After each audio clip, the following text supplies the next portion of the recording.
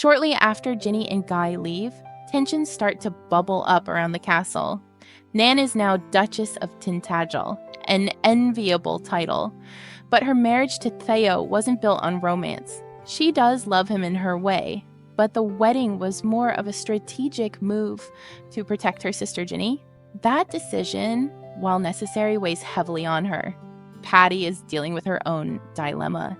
She's just learned that Nan's birth mother is in the castle. Having lied about Nan's parentage for years, she fears Nan will never forgive her. The woman turns out to be Nell, Patty's estranged sister. Introducing Nell as her sister is awkward enough, but it gets worse. Patty could have forgiven her cheating husband, but being betrayed by her own sister? Meanwhile, Nan is emotionally spiraling. She knows marrying the Duke was necessary for Ginny's safety, but that doesn't mean her feelings for Guy just disappeared. She takes a walk with Nell, who reassures her that marrying the Duke might have been her best option. Later, Theo finds her and they wind up down at the beach together. One thing leads to another, and they sleep together. But during the moment, Nan's mind drifts to Guy, and it becomes clear that her heart isn't truly in it. While all this is happening, romance is budding in an unexpected corner. Lizzie is charmed by Hector Robinson, a suave, confident man who also happens to be great with children. The way they exchange glances at the party is lighthearted and full of promise, especially when Lizzie's sister watches from the window, amused by their obvious chemistry. Elsewhere, Conchita faces her own battle. She confides in Richard that her father's lost all his money, the same money they were counting on to move back to the US and start fresh. But with Richard's father, Lord Brightlingsea, possibly dying, the pressure shifts to Richard to take on the title and financial burdens.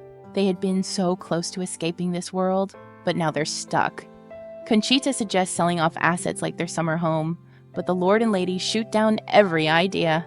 Just as things seem to quiet down, sea down storms and demanding to know where Ginny is. He threatens to find her no matter what. The Dowager reassures Nan that she's safe, but with Ginny's name in the papers and Seadown's persistence, their secret plan is hanging by a thread. To divert attention and shift the narrative, she steps out in bright red, instantly commanding the room and steering attention away from her sister's scandal. But the storm continues. Theo is crushed when he learns the truth. Nan did sleep with Guy the night before the wedding. She confesses, explaining that she planned to run away, but chose to go through with the wedding to secure the title and protect Ginny. The Dowager Duchess silently listens, and Nan intentionally omits her involvement in the scheme. Theo disappears from the castle after the confrontation.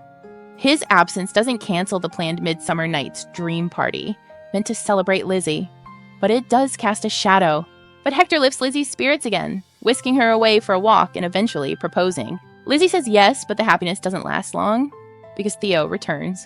Theo comes back a changed man, wild, impulsive, and unfiltered. He crashes the fundraiser, drawing attention and acting out, all in a bid to impress Lizzie. It works, sort of.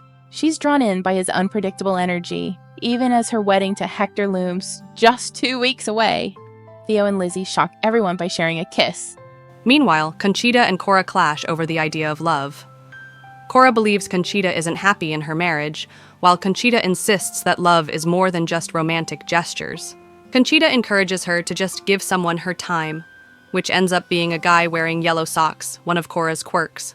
Feeling inspired, Conchita decides to start a matchmaking service, empowering women to choose their own partners. But things escalate when Lavinia offers to pay her double to guide Mabel's romantic instincts. Mabel, meanwhile, refuses to conform.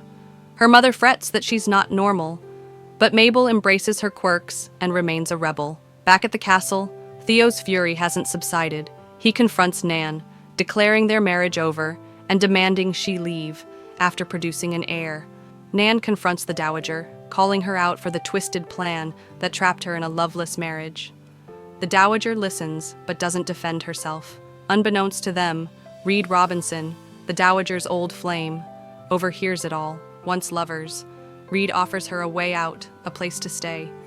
But she turns him down, feeling responsible for Theo and Nan's crumbling marriage. Nan, tired of pretending, goes to see Guy and Ginny. She announces she's left Theo and isn't going back, but her reunion with Guy is far from joyful. Eventually, the two hash things out outside. Nan accuses Guy of living a wonderful life, while she sacrificed everything, but Guy reminds her that he made sacrifices too. Their icy distance begins to thaw, and they decide to get ice cream, choosing peace over bitterness, at least for now.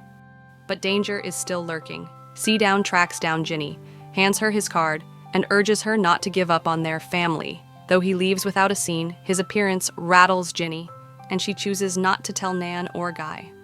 Meanwhile, Nan decides to return home to help push the divorce bill through, leaving Guy bitter. He resents her for coming, only to leave again.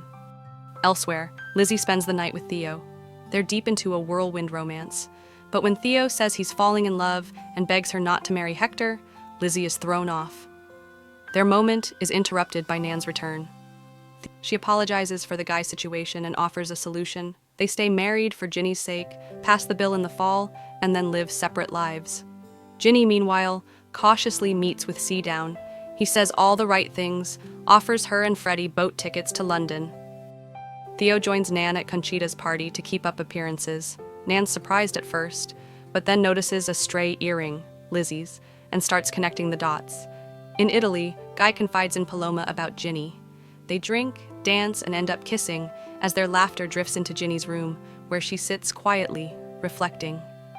Back in England, Theo pulls Lizzie aside. He makes a last-minute plea, asking her not to go through with the wedding, but she walks away.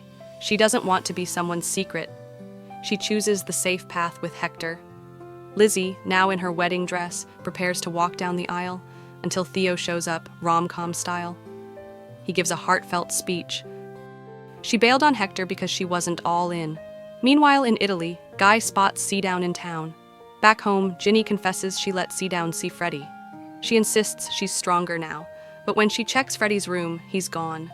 They rush back to London. Nan and the others vow to help, but Seadown's vanished. Worse, the press is calling Ginny a fugitive. Guy and Theo mend their friendship. Ginny tells the full truth about Seadown's abuse, and the paper runs with it. Victim, not villain. At the opera, while Nan pleads with the minister, Seadown shows up, causing a stir. Ginny finds him, demands to know where Freddie is, and loses control. A slap turns into a scene, and Seadown flips the story. Ginny's dragged off and committed to psychiatric care. The next morning, Seadown tells everyone she's unwell and keeps her isolated.